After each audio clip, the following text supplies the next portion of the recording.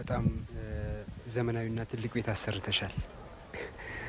እንደው እስቲ ስለዚህ ቤት ብትገልጪልኝ።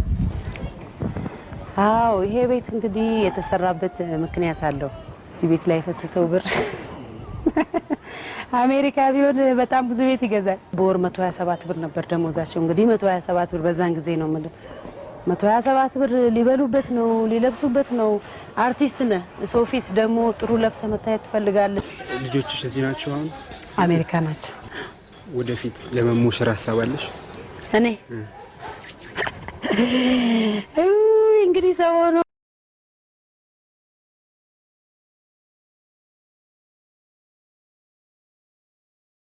ሲሞክር ስታሾፊ ነው እንጂ አትችይም ተባልኩኝ። እሺ አልኩኝ። በቃ በደንብ አድርጌ ሰራ። አሁንም ቢሆን እንዲያው በግ ቢኖር አሳይ ነበር እና በቃ በቀን ሁለት እንትን አደርጋለሁ፣ መክፈፍ እችላለሁ። በጣም ዘመናዊና ትልቅ ቤት አሰርተሻል። እንደው እስቲ ስለዚህ ቤት ብትገልጪልኝ። አዎ ይሄ ቤት እንግዲህ የተሰራበት ምክንያት አለው። እንደምታውቀው እንግዲህ እዚህ ሀገር ብዙ ጊዜ ምልህ ከምናየው ዘፋኝ ሲባል በአርት ደረጃ እንትን ሲባል ሰው ጥሩ አመለካከት የለውም። ያው አሁን ጥሩ ነው በእውነት አሁን ሰው በጣም አርቲስት ያከብራል፣ አርቲስት ይወዳል። በየቦታው እንዲያውም ለአርቲስቶች ቅድሚያ ይሰጣል። በጣም የሚያስደስት ነው። ግን አሁንም ቢሆን አሁን ለምሳሌ እንደው እውነት ለመናገር አንዲት ዘፋኝ አንዲት ልጅ ወዳ ላገባ ነው ቢላቸው የትኛውም እናት ዘፋኝ እንዲያገባ አይፈልጉም። እውነት ለመነጋገር ግን እኔ እዚህ ላይ ተቃውመዋለኝ። ሙያው አይደለም፣ ዘፋኝ ስለሆነች አይደለም፣ ሙያው ሳይሆን ራሱ ባለቤቱ ነው ሰውየው ወይ ሴትየዋ ነች እንጂ ሙያው አይደለም። በየትኛውም የሙያ መስክ ያለ ሰው ጥሩ ሰው አለ፣ መጥፎ ሰው አለ እንጂ አርቲስት በመሆኑ ወይም ዘፋኝ በመሆኑ አይደለም።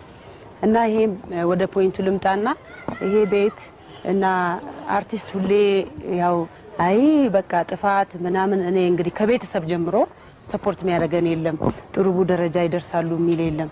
እና ይሄ ምሳሌ እንዲሆን ይሄ ቤት የተሰራው ምሳሌ እንዲሆን ጠንክረንም ደግሞ ሰርተን ውጤት ላይ መድረስ እንደምንችል አገሬ ላይ ቢሆን ይሻላል በሚል ነው እንጂ በእውነቱ መቼስ እዚህ ቤት ላይ ፈሰሰው ብር አሜሪካ ቢሆን በጣም ብዙ ቤት ይገዛል። እና ግን ምሳሌ እንዲሆን ነው ለህዝቡ ነው። አርቲስቱም ሙያው ሳይሆን እያንዳንዱ እንደየራሱ ጸባይ ነው፣ የራሱ ጸባይ ነው። ጥሩ ሰው ከሆነ ራሱ ነው፣ መጥፎ ሰው ከሆነ እንጂ በሙያው የተነሳ እንዳልሆነ ከባለሙያዎቹም እንዲህ ደግሞ ውጤት ላይ መድረስ ከተቻለ ነገ ተነስቶ አንዱ አሁን ዘፋኝ ሆናለሁ ቢል ይሄው ከሌና ላየም ብሎ ምሳሌ ይሆናል ማለት ነው። በእርግጥ እድልም አለ መቼስ።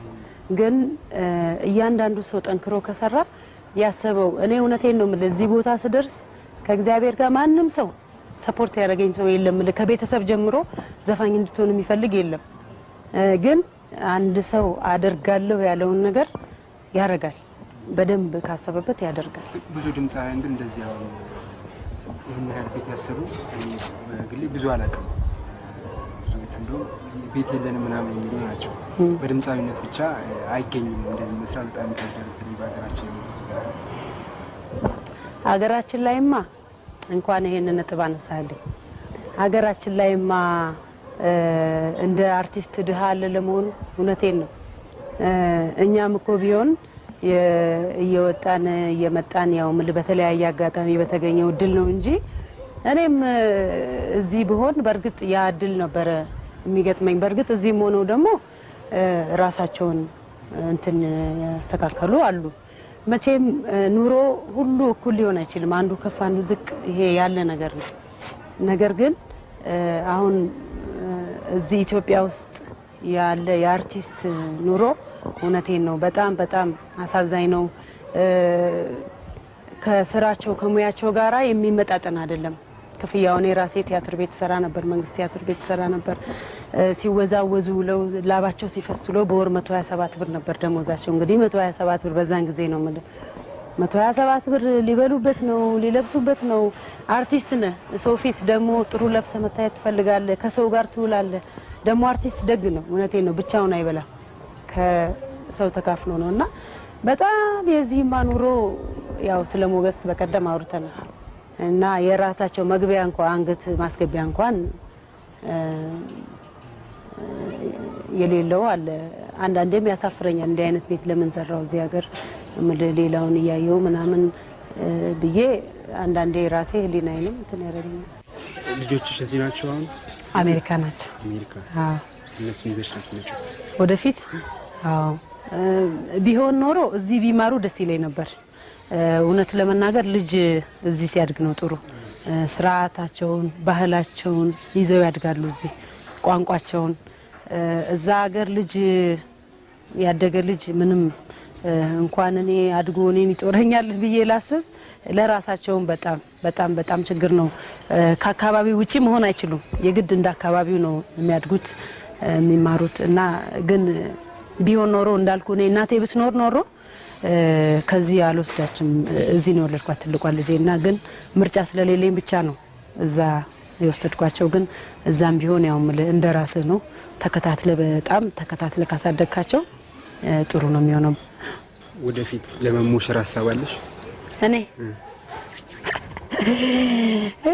እንግዲህ ሰው ነው መቼስ የማይሞሸር የለም። ሞገስን ካየው በኋላ እኮ ተስፋ አለኝ ብያለሁ። ሞገስ ተካ አይደለ? ሞገስ ተካ ያው 2 ልጅ ወልዶ ተሞሽሯል አይደለ እንዴ? ከ12 አመት በኋላ ታዲያ እሱ ካረገ እኔ የማላረግበት ምክንያት አለ እና እንግዲህ ተዘጋጁ። ለማንኛውም እኔ እንኳን በዚህ እንዳልኩ በፊት አስባለሁ እናቴ ከሞተች በኋላ ግን የሰርጌ ቀን በሙሉ ለቅሶ የሚሆነው ይመስለኝ። እንኳን የራሴ ሰርግ ለሰው ሰርግ ልሰራ ሄጄ ስንብት ላይ ሙሽሮቹ ሳያለቅሱን ያለቅሳለሁ። በጣም ይሰማኛል። እና ወይ የኢትዮጵያ ሕዝብ እንግዲህ ራሱ ደግሶ ካልዳረኝ በስተቀር እኔ የቤት ሰርግ አልዳርም። እንደዛ ነው።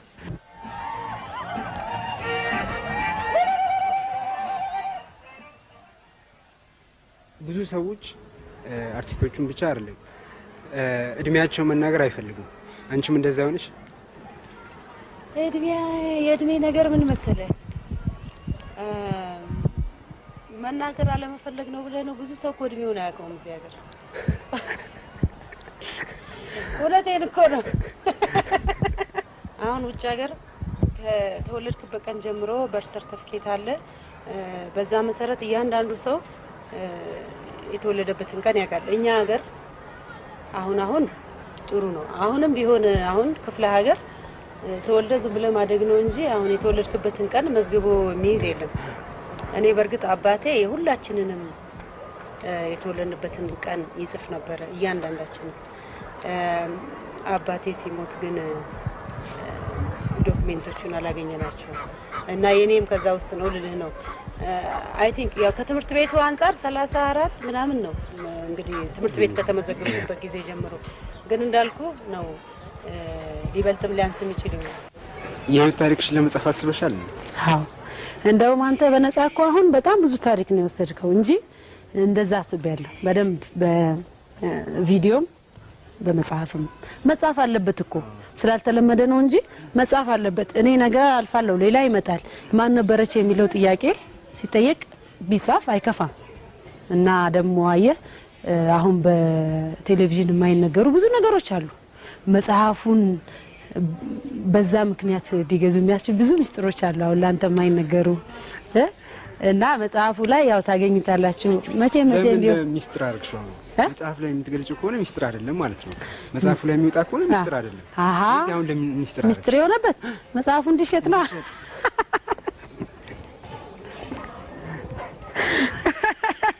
እኛ ለማጓጓት ነው ማለት ነው።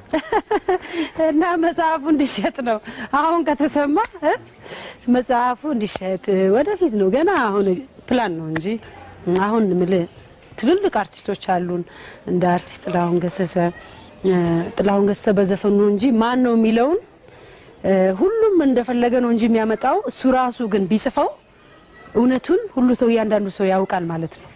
እና ቢጻፍ አይከፋም። እና ደግሞ ያው ንግድም ነው እንደዛ ጥሩም ነጋዴ ነሽ ማለት ነው። አዎ እንደ ንግድ ጥሩ ነው ያዋጣል። ጀማል በጣም ነው በእውነቱ ብዙ ነው ያናገረኝ። በእሁድ ምድር መጥቶ ሰንበት ማያከብር እሱ ቤተክርስቲያን አይሄድም፣ እኔንም ከቤተክርስቲያን አስቀረኝ ዛሬ። አንተ መስጊድ አትሄድም እንዴ? እና እኔ የምለው በእውነቱ መቼም በተለያየ ጊዜ ማውጣውን ካሴቶች አለመሰልቸት በየጊዜው ለምትሰሙ አድማጮቼ አሁንም ከልብ አመሰግናለሁ። ወደፊትም ደግሞ እገዛችሁ አይለየኝ እላለሁ። ሰው ሆኖ ማይሳሳት የለም። ሰው ሲሰራ ሊሳሳት ይችላል። ብንሳሳት እንኳን ሰው ሆኖ ሁሉ ሰው ይሳሳታልና ብንሳሳት እንኳን ያ ስህተት እንደ ጥፋት ተቆጥሮ ስም ማጥፊያ ሳይሆን ያ ሰውዬ በትክክለኛ ተነግሮ ስህተቱን የሚያርምበት መንገድ ለሰው ስህተቱን ሲነገረው እኮ ብልጥ ከሆነ ይማርበታል፣ ሞኝ ከሆነ ይጠፋበታል። እና ያንን ግን አሁን ብዙ ጊዜ አያለው የተለያየ ጋዜጦች የተለያየ ነገር ውሸት አሁን በጣም ብዙ ውሸት አይቻለው ጋዜጣ ላይ ይቅርታ አድርጉልኝና የግል ጋዜጦች ላይ እንደዛ አይነት ነገር ቢያረጋው እንኳን አርቲስቱ ቢያጠፋ እንኳን መታረም የሚችልበት መንገድ መነጋገር እርስ በርስ አለ አይደለም ነው እንጂ እኛ ከህዝብ ጋር ስለምንሰራ እንደው አደራ ላለው ብናጠፋም ተመካክረን ወደፊት አብረን እንድንሰራ። እሺ በድጋሚ ፕሮግራም ተከታታዮች ፕሮግራማችንን ስለተከታተላችሁ ከልብ እናመሰግናለን። መልካም ጊዜ